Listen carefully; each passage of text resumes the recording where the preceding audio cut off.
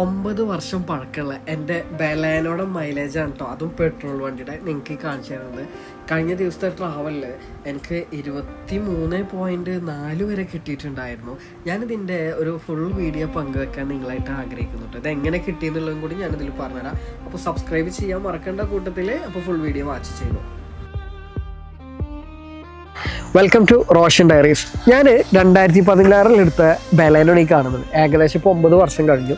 ഞാൻ ഇതിൻ്റെ മൈലേജിനെ കുറിച്ചിട്ട് സംസാരിക്കാൻ വേണ്ടിയിട്ടാണ് വന്നത്.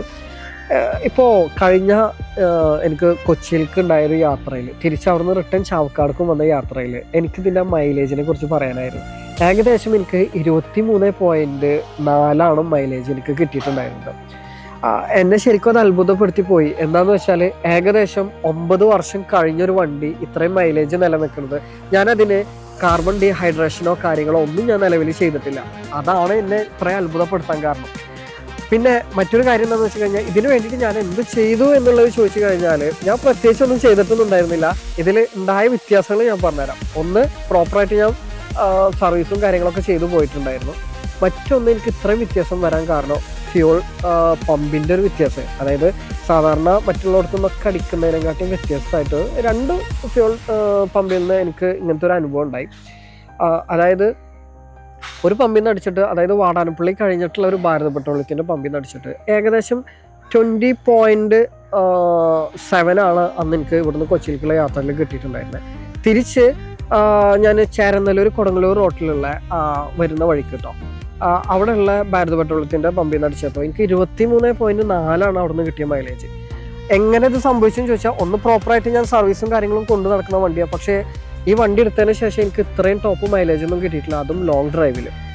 ഇതിൽ മറ്റൊരു ഫാക്ടർ എന്താണെന്ന് വെച്ച് കഴിഞ്ഞാൽ, ഒന്ന് നമ്മൾ ട്രാവൽ ചെയ്യുന്ന സമയത്ത് 50 to 70 കിലോമീറ്റർ മെയിൻറ്റെയിൻ ചെയ്യണമെന്നുണ്ടെങ്കിൽ അത് ഇതിൻ്റെ വലിയൊരു ഇമ്പോർട്ടൻറ്റ് പാർട്ടാണ്. രണ്ടാമത്തെ കാര്യം എന്താണെന്ന് വെച്ച് കഴിഞ്ഞാൽ, നമ്മൾ പ്രോപ്പറായിട്ട് സർവീസ് ചെയ്യുക എന്നുള്ളതാണ്. പിന്നെ ഇത്രയും വർഷം പഴക്കമുണ്ടായിട്ട് നമുക്ക് ഈ മൈലേജ് കിട്ടണമെന്നുണ്ടെങ്കിൽ, ഒന്ന് നമ്മൾ വണ്ടി കൊണ്ട് നടക്കുന്ന രീതിയിലുള്ള വ്യത്യാസങ്ങളുണ്ട്. ഡീകാർബണൈസേഷൻ ഒന്നും ഞാൻ ചെയ്തിട്ടില്ല എന്ന് പറഞ്ഞു ഈ കാലഘട്ടത്തിൻ്റെ ഇടയിലൊന്നും. ഞാനത് ചെയ്യണമെന്ന് പലവട്ടം ചിന്തിച്ചിട്ടുണ്ടായിരുന്നു. പക്ഷേ അത് ചെയ്യണമെന്നുണ്ടെങ്കിൽ പല ഫാക്ടേഴ്സ് ഉണ്ട്. അതായത് നമ്മുടെ വണ്ടിയുടെ പവർ കുറയുക, പുള്ളിങ് കുറയുക, ആക്സലറേഷൻ കൊടുക്കുന്ന സമയത്ത് അതിനനുസരിച്ചിട്ട് വണ്ടി മൂവ് ആവാതാവുക, അങ്ങനെയൊക്കെ വരുമ്പോഴാണ് സാധാരണ ഇത് ചെയ്യുക. അത്ര കാലപ്പഴക്കം വരുന്ന സമയത്ത് എൻജിൻ ഒന്ന് ക്ലീൻ ചെയ്യണത് നല്ലതാണ്. ഇതൊന്നും ചെയ്യാതെയാണ് എന്നെ ഈ അത്ഭുതപ്പെടുത്തുന്ന രീതിയിലുള്ള മൈലേജ് എനിക്കിപ്പോൾ കിട്ടുന്നത്. അതാണ് ഞാൻ പറഞ്ഞത്, 9 വർഷത്തിന് ശേഷമുള്ള. അപ്പോൾ ഞാൻ നിങ്ങൾക്ക് ഇതും കൂടെയും കാണിച്ചു തരാം. ഞാൻ ഇന്നലെ ട്രാവൽ ചെയ്യുന്ന സമയത്ത് ഞാനൊരു വീഡിയോ എടുത്ത് വെച്ചിട്ടുണ്ടായിരുന്നു, ആവറേജ് മൈലേജ് ഫ്യൂൾ എത്രയാണ് എക്കണോമിയിൽ കാണിക്കുന്നത് എന്നുള്ളത്. പിന്നെ ഞാൻ മറ്റൊരു കാര്യം പറഞ്ഞല്ലോ, നിങ്ങൾ എപ്പോഴും സ്പീഡ് മെയിൻറ്റെയിൻ ചെയ്യുന്നതും ഇതിൻ്റെ വലിയൊരു ഇമ്പോർട്ടൻറ്റ് പാർട്ടാണ്. അതേപോലെ തന്നെ പ്രോപ്പറായിട്ട് സർവീസ് ചെയ്യുന്നതും വലിയ ഇമ്പോർട്ടൻ്റ് ആയിട്ട് പാർട്ടാണ്. അപ്പോൾ അടുത്ത വീഡിയോ നമ്മൾ കൊണ്ടുവരാൻ ഉദ്ദേശിക്കുന്നത് ഇതിൻ്റെ ഈ 9 വർഷത്തിന് ശേഷമുള്ള ഒരു റിവ്യൂ. അതായത് എനിക്ക് ഇതിൻ്റെ ഉള്ളിൽ വരുന്ന മെയിൻ്റെനൻസ്, അതേപോലെ തന്നെ ഒരുപാട് കംപ്ലയിൻസുകൾ വന്നിട്ടുണ്ട്. ഇപ്പോൾ നിലവിൽ പുതിയ കംപ്ലയിൻസ് കയറി വന്നിട്ടുണ്ട് സ്റ്റിയറിംഗ് ബോക്സിൻ്റെ.